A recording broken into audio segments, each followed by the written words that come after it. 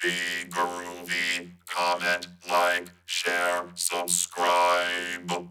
The American comic book landscape boasts many giants like Marvel and DC Comics. However, there are lesser-known players whose short-lived existences have added unique chapters to the annals of comic book history. One such entity was Atlas, Seaboard Comics, an ambitious venture that emerged from the shadows of industry leaders daring to challenge the status quo.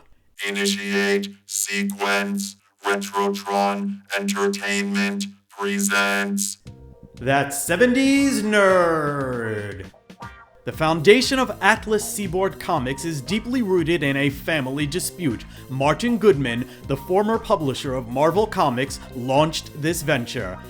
Having sold Marvel to Cadence Industries in 1968, Goodman faced a dwindling influence at Marvel and saw the departure of his iconic nephew, Stan Lee. By the mid-1970s, perhaps driven by a mix of competitive spirit and personal ambition, Goodman decided to re-enter the comic realm. But what the heck was Cadence Industries?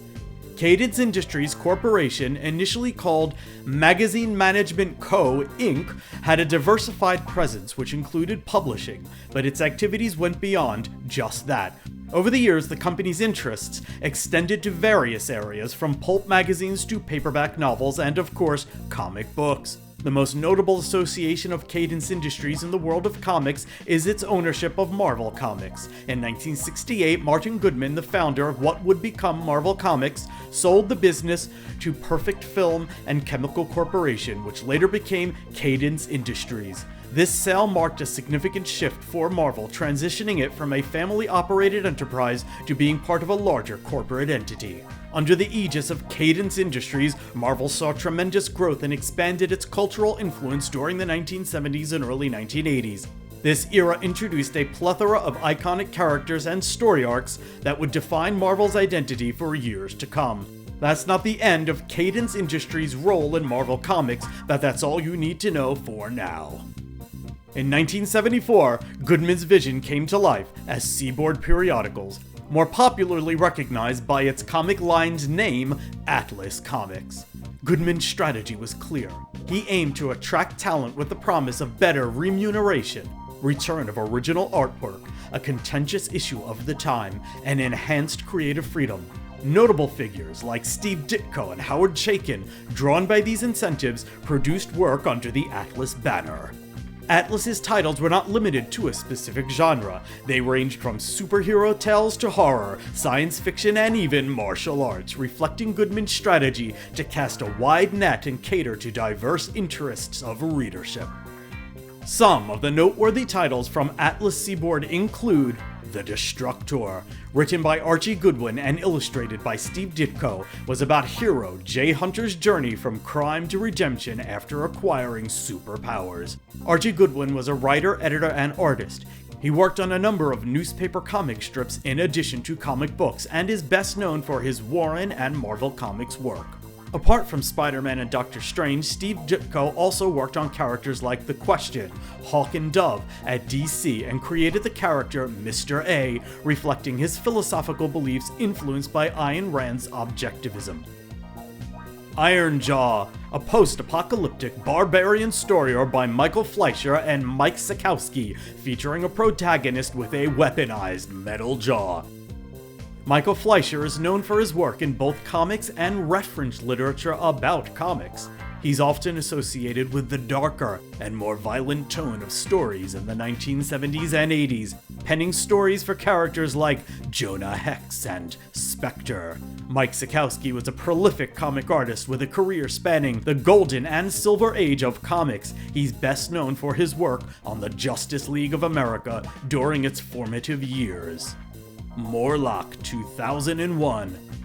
Michael Fleischer and Al Milgrom spun a tale of a man transformed into a plant-like creature in a futuristic setting.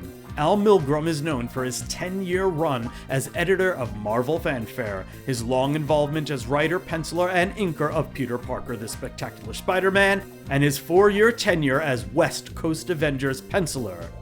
Planet of the Vampires. Larry Hama and Pat Broderick crafted a post-apocalyptic narrative infested with mutants and vampires.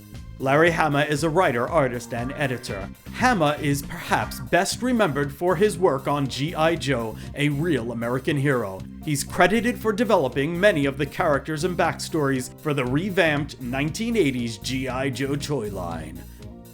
Pat Broderick has worked on titles such as Micronauts, Captain Marvel, Green Lantern, and Batman. The Scorpion. The protagonist for the first two issues, created by comics legend Howard Chaykin, was an immortal adventurer in the 1930s whose then current identity is Morrow Frost. In the third and last issue, the title was rebooted by Gabriel Levy and Jim Craig to be about an athlete turned international spy. Gabriel Levy is not as widely known as some of the other names associated with Atlas Comics. His work on The Scorpion for Atlas is among his most recognized contributions. Jim Craig's contributions to the comic book industry include work for both Marvel and Atlas. His work on The Scorpion and contributions to Marvel Team Up are notable. This was just the tip of the iceberg. Titles such as Target, The Brute, Wolf the Barbarian, Tiger Man, and Phoenix, among others, added to the rich tapestry of Atlas's offerings. Despite its grand vision and diverse catalog, Atlas faced substantial challenges. Distribution became a significant bottleneck. Without the old connections that once elevated Marvel, and with distributors wary of antagonizing Marvel, Atlas found it hard to get a foothold. Additionally, while the promise of creative freedom was a strong selling point, it wasn't consistently honored, leading to disenchantment among its ranks. By 1975, Atlas Comics folded, barely a year into its ambitious journey, but its legacy was more lasting than its business life. By emphasizing creator rights and promoting genre diversity, Atlas highlighted critical issues and potentials within the industry. Atlas Comics stood as an emblem of ambition, competition, innovation, and the undying spirit of storytelling, proving that even in a domain ruled by giants, there's always room for distinct and powerful voices. I have read these comics, and they give you a greater appreciation of Stan Lee's true talent as an editor. Atlas Comics had no consistent aesthetic. As a publishing imprint, there was no core style. They're all over the place. Atlas Comics were unique, unusual, and entertaining, but their lack of a unifying vision doomed them to a brief shelf life. Please consider helping me get to 500 subscribers so I can unlock YouTube Shorts and community posts and bring you more awesome 70s content.